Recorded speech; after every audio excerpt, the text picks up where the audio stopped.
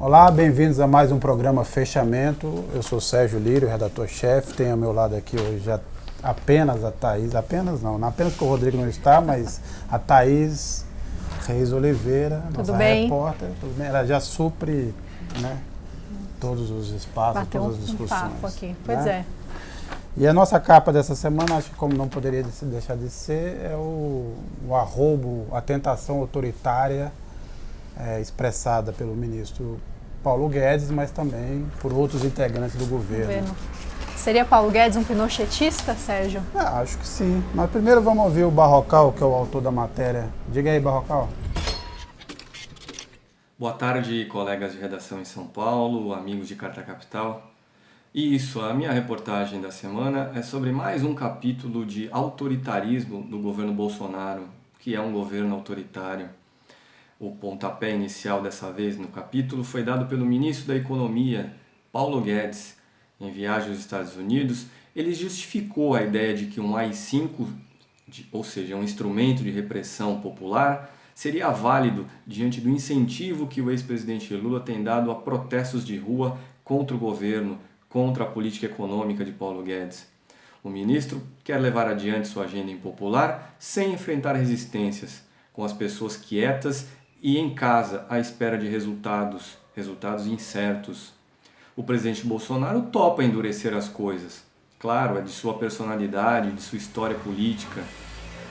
Dias antes da declaração de Paulo Guedes, Bolsonaro havia enviado ao Congresso uma lei de excludente de ilicitude, que nada mais é do que licença para matar manifestantes. Essa proposta tem recebido certas críticas, encontra resistência em setores do Ministério Público, do próprio Congresso e até do Supremo, na voz do juiz Ricardo Lewandowski. De onde não se ouve uma palavra sequer é do empresariado. Claro, o poder econômico tem tudo a ganhar com a atual política econômica, que precariza as relações de trabalho, barateia o brasileiro, o trabalhador brasileiro. O presidente da Federação das Indústrias Paulistas, Fiesp, estuda aderir ao partido linha dura que o presidente Bolsonaro decidiu criar, o Aliança pelo Brasil. Paulo Scaff apoiou Bolsonaro no segundo da eleição e tem mantido boa relação com ele agora no governo. Scaff é cercado de colaboradores fardados, generais, brigadeiros, e isso facilita a sua relação com o governo Bolsonaro. Bom, é isso, a minha reportagem é essa, espero que gostem, um grande abraço e até a próxima semana. Então, Thaís, você me fez a pergunta. Acho que sim, tem essa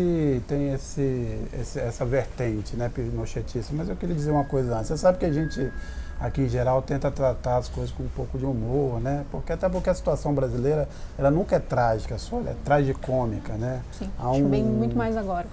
Há um componente, uma pantomima, uma comédia em tudo que acontece nesse país, nas coisas que a gente tenta imitar de fora. Mas eu acho que nesse caso específico, nesse momento que nós estamos vivendo, a gente precisa tratar hoje as coisas com um pouco mais de gravidade. Eu até me preparei para parecer um pouco mais grave, assim como os apresentadores da Globo News, tem que ter mão no queixo. Ou como os editorialistas do Estadão, porque eu acho que há uma estratégia nesse comportamento geral.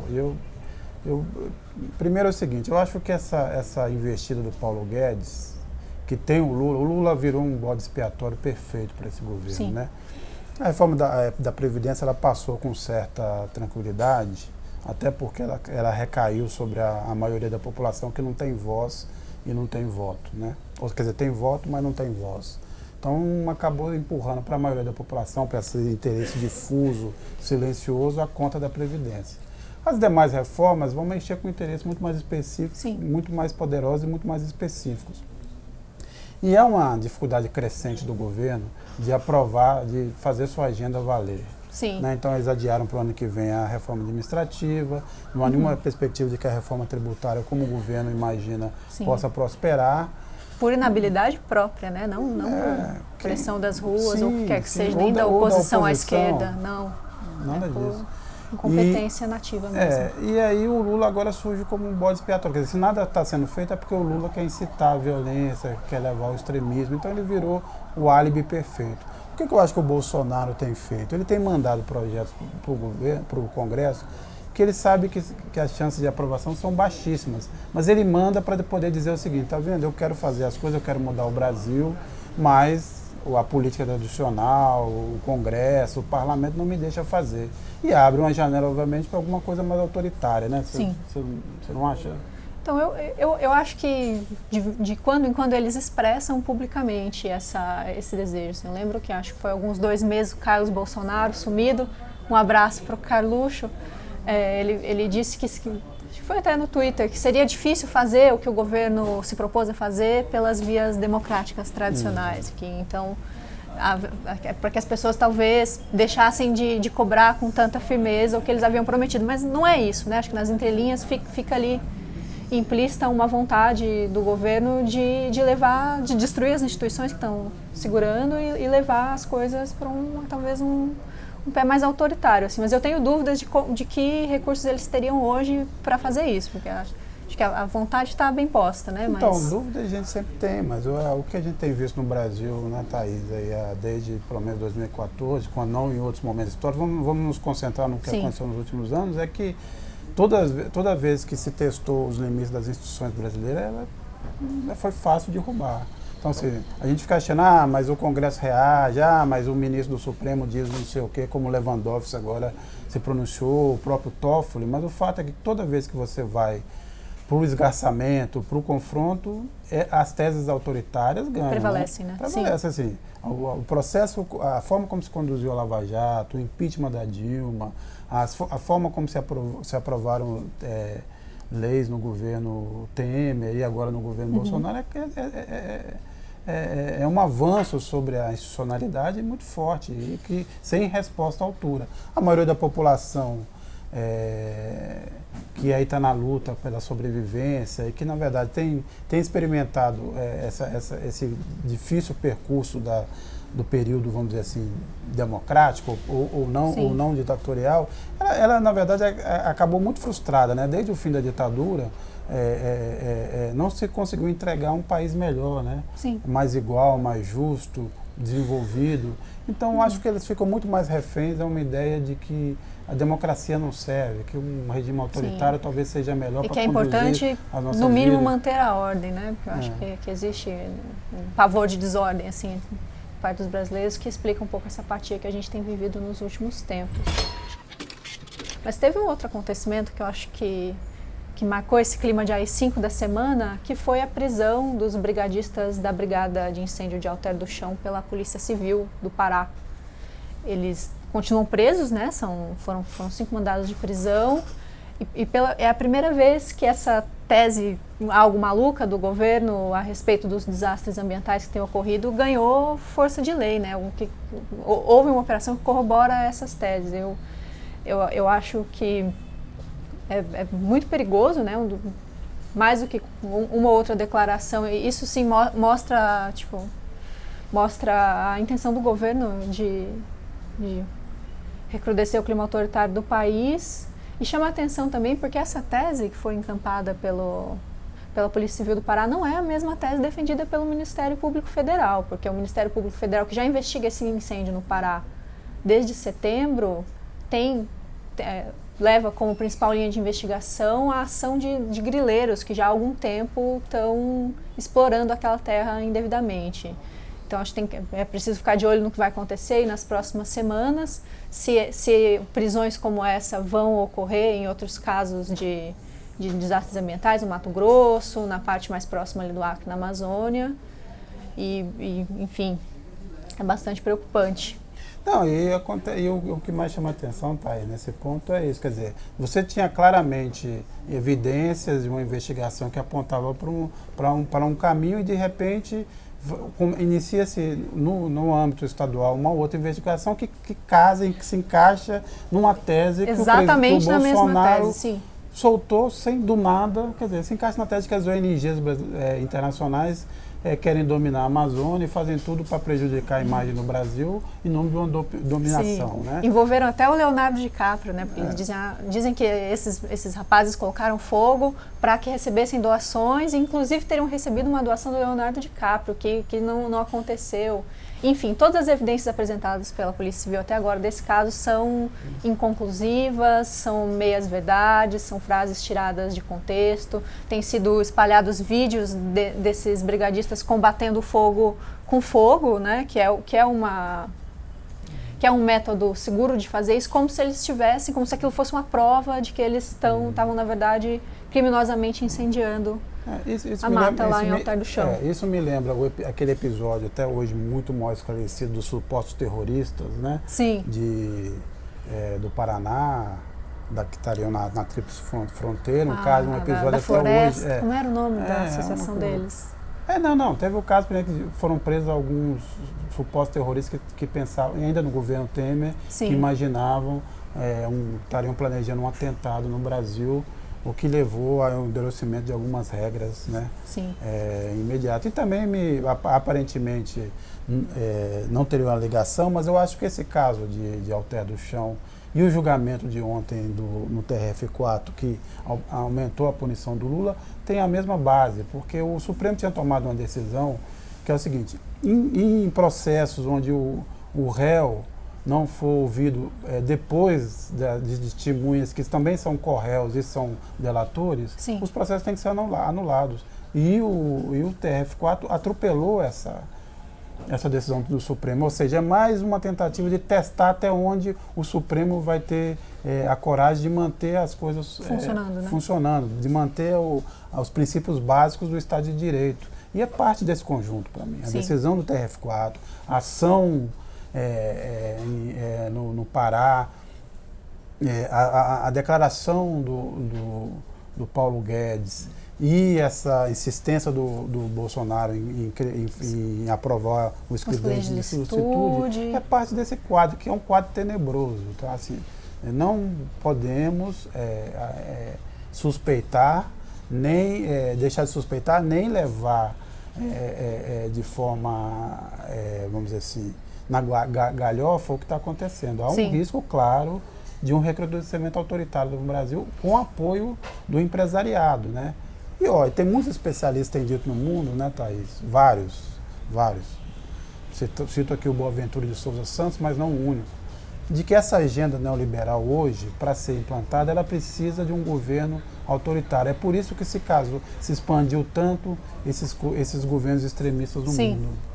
Né? Ela está muito associado a esse momento, porque essa agenda que aumenta a exclusão social, ela só consegue ir à frente, conter os protestos com violência, com repressão. Exato, né? Tem uma outra reportagem nessa edição da revista que eu queria comentar com vocês, eu e o Sérgio, que é sobre os protestos, né? Ela toma como gancho, na verdade, os protestos que ocorreram no último fim de semana em vários lugares, do dia 25, que é o dia de combate à violência contra a mulher. E é um dado interessante, né, que eu descobri fazendo essa reportagem, é que embora globalmente o número de mortes tenha diminuído, os feminicídios não diminuíram, ao contrário, eles passaram a representar uma fatia maior das mortes de mulheres no mundo, né? Então, tem se diminuído as mortes, mas não as mortes de mulheres. Para quem tem dúvida, a gente trata como feminicídios os crimes que ocorrem devido à condição de gênero da vítima, que são, em geral, crimes cometidos ou pela família, ou pelo parceiro, ex-parceiro, ou por pessoas conhecidas e que estão intimamente ligados à condição de gênero da vítima. Uma mulher que morra num assalto, por exemplo, não entra nas estatísticas de feminicídio, né? E chama a atenção que esse é um problema que é global, embora ele aconteça numericamente mais em países menos desenvolvidos, é um fenômeno globalizado. Quer dizer, mesmo nos países ditos civilizados, chamados civilizados, exato. Esses índices são altos em relação, obviamente, ao resto da violência. Claro, né? Em lugares que tem uma taxa baixíssima de homicídios, né? Como na Europa. Um exemplo interessante que eu acho que é o da Suíça, que tem pouquíssimos homicídios, mais que metade desses homicídios que aconteceram no ano passado, que foram 200, foram feminicídios. Então, mesmo em países que têm uma política progressista e bem pensada de igualdade de gênero, a gente não conseguiu dirimir essa violência ainda. Você acha que isso acontece por quê, Thaís? Você acha que esse claro, ainda que insuficiente, muito insuficiente, mas esse claro avanço das mulheres, né, tanto no mercado de trabalho, na academia, no pensamento, nas posições, você acha que isso cria uma reação? Você acha que tem relação? Sim. Eu acho que sim, que há um ressentimento e há uma dificuldade da sociedade, uma sociedade patriarcal como a gente vive, dos homens individualmente, em lidar com certas mudanças, mas acho que esse é sim um problema multifatorial, né? Embora nós hoje falemos muito mais da violência contra a mulher do que se falava há 10 ou 20 anos atrás, ainda eu sinto que há uma dificuldade em tratar esse problema como um fenômeno político, sabe? Ele é sempre tratado como um problema da esfera individual, da mulher que apanhou ou morreu, coitada dela, ou da monstruosidade com que esses casos chamam a atenção, mas eu acho que falta discutir a política de gênero de um ponto de vista do fenômeno político que ele é, né? E não moral. Então, e acho que a beleza e a importância desses movimentos que estão ocorrendo no todo mundo é essa, né? São as mulheres unidas por esse senso de autodefesa e nós reivindicando uma maneira diferente de tratar essas questões. Agora, às vezes, né, Thaís, me parece, e isso acontece em vários casos como esse, que aquela história de que em briga de marido e mulher não se mete a colher, ela se extrapola para qualquer tipo de agressão feminina. Isso aconteceu recentemente, quer dizer, aconteceram alguns casos em Paris, de um agressor que batia nas mulheres no meio da rua. Sim. E não acontecia nada em volta. E aconteceu recentemente também em Belo Horizonte, não sei se você viu as cenas, de uma mulher agredida num bar por 2 homens e o entorno simplesmente deixou que acontecesse. Quando interveio para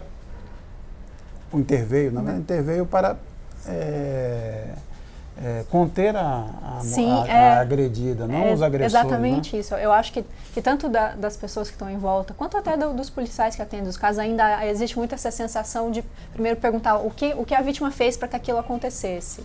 Ou foi uma briga, como você fez para ser agredida? Falta ainda, eu acho que isso contribui para essa crise que a gente vive, para que os números de feminicídio e violência não diminuam, essa sensação de que a violência só se você está completamente desarmada e termina no chão ensanguentada, né? E não é isso, né? É uma escalada e não existe um porém, né, nesse caso. Então, tem que se parar de tratar esse tema como uma questão individual, como uma briga de marido e mulher e tratar das implicações sociais, né, dessa violência. Então, Thaís, assim, é uma edição que obviamente está repleta de temas áridos, como sempre. A gente gosta muito de dificultar a vida dos nossos leitores. Para ler e ficar triste. Se for para ficar feliz, eu nem escrevo. Mas também temos nessa edição uma entrevista do Milton Ratum, que é primeiro sobre o livro, né, o segundo tomo de uma trilogia que ele está fazendo, que tem um certo aspecto autobiográfico, que trata de um Brasil ali do... Parece com 2 irmãos? Sim, a continuidade de 2 irmãos, né? Mas ele também fala do Brasil. Então vamos ouvir um pouco o Pedro Alexandre Sanches, que está falando a respeito desta entrevista e de outros conteúdos da seção de cultura. Diga lá, Pedro. Oi, pessoal. O Plural dessa semana traz uma entrevista exclusiva com o escritor Milton Ratum. É o segundo volume da trilogia A Noite da Espera, que fala sobre a ditadura civil-militar do Brasil. Esse segundo volume chama Pontos de Fuga. Na entrevista, o Ratum faz paralelos entre o período da ditadura e o momento atual que nós estamos vivendo. A gente vai ter também um perfil do guitarrista de jazz Zé Neto. Ele é um guitarrista celebrado no mundo inteiro, mas pouco conhecido aqui no Brasil, que é a terra dele.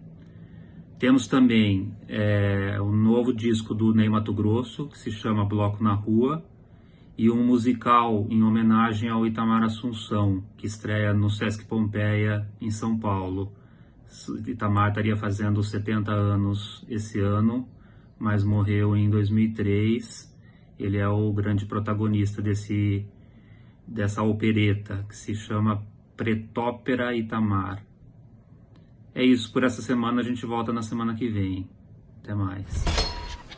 Essa foi mais uma edição do Fechamento. Agradecemos mais uma vez a audiência e até a semana que vem. Um abraço, até a próxima.